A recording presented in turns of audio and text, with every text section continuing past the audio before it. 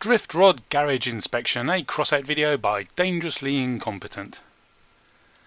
This is the car I've been driving around in my Drifting League of International Crossout Drifters Vintage Rally. I think, you will agree, it looks a bit old, like an old style car, yeah, with the sort of overhang at the front and your chauffeur in the front, exposed to the elements while you sit nice and cozy in the cab. I got the inspiration for this when they came out with the decor packs for coin, and there was the Gothic one, and look, I like the look of those gargoyle headlights. So, and I didn't have a hubcap, that came with it, with two, and so I splurged, and I got myself that and some other bits. And while I was running around in race, I saw some other art builds with this sort of use of the left bend, but they had extra bits up here to give the impression that there was actually a windscreen there. It's like a modern car. And I looked at that and thought, oh, that's a nice sort of overhanging ledgy thing, just like those really, really old cars. And that was my inspiration. Feeling all gothic, I thought it would be a whiz-o-wheeze if the cabin glowed, and there's some nice red glowy lights. I'm hoping, I've got high hopes for some other colours when the Neon Dragon arrives in the next season. So I slapped the eye, which is from the Ravagers, in the front, in the sort of the engine area, and then shone them back into the cabin. Now I managed to find some pieces which glow nicely when, like that, see?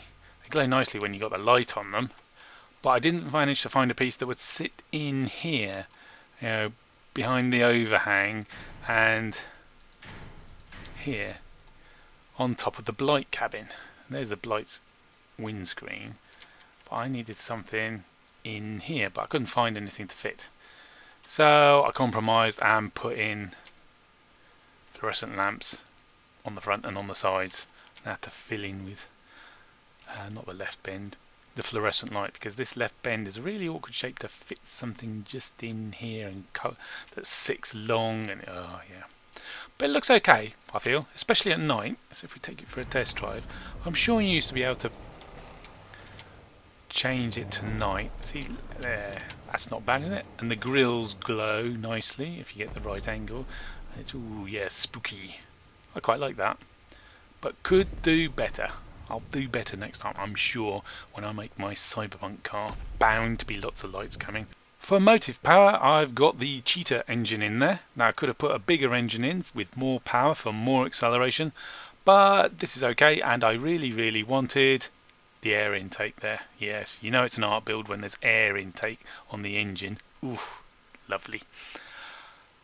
And honestly, the engine isn't that important, because these days most of your motive power comes from your boosters, your rocket boosters. The blast off boosters here, a pair of them upgraded for acceleration, and a pair of Hermes boosters which aren't upgraded, though I've been waiting months I say, for a cheap upgrade for the Hermes, and they didn't come on Christmas either. Ooh, there's a stack of them sitting in my inventory just waiting for the opportunity. And I've keyed them so that the right boosters are on the right hand side, are keyed to the right mouse button, so I'm pushing the car around from the right hand side to turn it to the left when the wheels aren't gripping enough to turn. Talking of wheels and grip, thank you to the viewer, I've forgotten who it was, which is rubbish of me, but thank you anyway, who gave me the top tip that you put rarer wheels on the front and then commoner wheels on the back. So I've got Hermits on the front for steering, and racing wheels, non-steering, are on the back. Why is that? Because common wheels have less, or commoner wheels have less grip than rarer wheels. It used to be that the wheels had different amounts of grip on different surfaces. Like the racing wheel used to be great on tarmac and absolutely rubbish on sand. But then they decided to, unify it across each rarity, so all the blue wheels have all the same grip, which is a bit rubbish, I think. But anyway, they did that anyway. Why would you want less grip on your rear wheels. That's so they lose traction first and they slide out. So you do a nice drift. And your front wheels are still gripping while the rear wheels are sliding.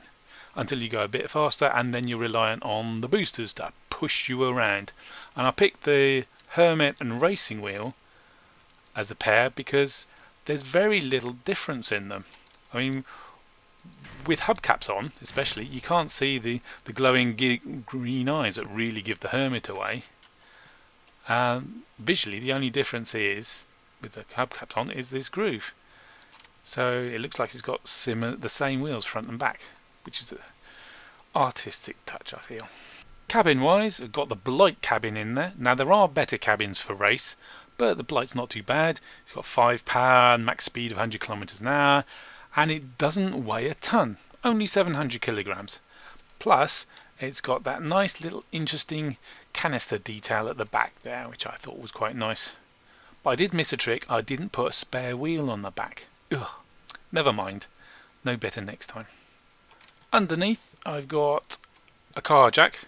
Now I could have put a fuel barrel in there, and a space for a fuel tank, but it was a toss-up between the car jack and getting fuel, and I wasn't winning that many races. And I do feel that it's a lot more stylish to right yourself when you flipped yourself over, rather than blowing yourself up in order to carry on racing. So I went with the car jack. This car's handling is pretty good. All that art comes at a cost, and it's quite heavy, 3,600 kilograms for, you know, the wheels 4 booster race. But despite that extra mass, it handles quite nicely. It drifts nicely around the corners. Only occasionally do you get a sort of flat spot where the wheels weren't tone it and the boosters weren't tone it. I think that's due to the QSAT effect.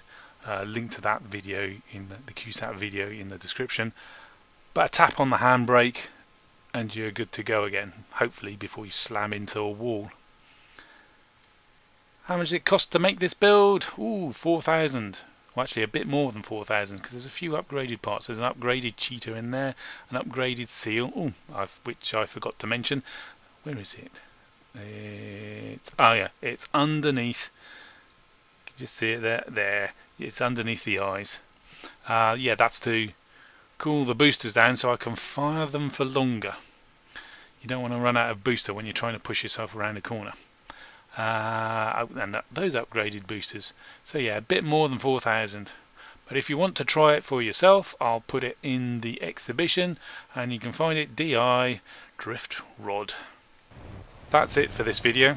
I'd like to remind you that Dangerously Incompetent's Drifting League of International Crossout Drifters Vintage Rally is still running in the wheels race on the industrial track. So that's Wednesday morning and Friday afternoons. And it will continue to run until I make a video of it. The next rally will probably be cyberpunk themed. I might even call it Neon Dragon, depending on what parts come with the new faction. Anyway, go make a vintage car and I'll see you in race.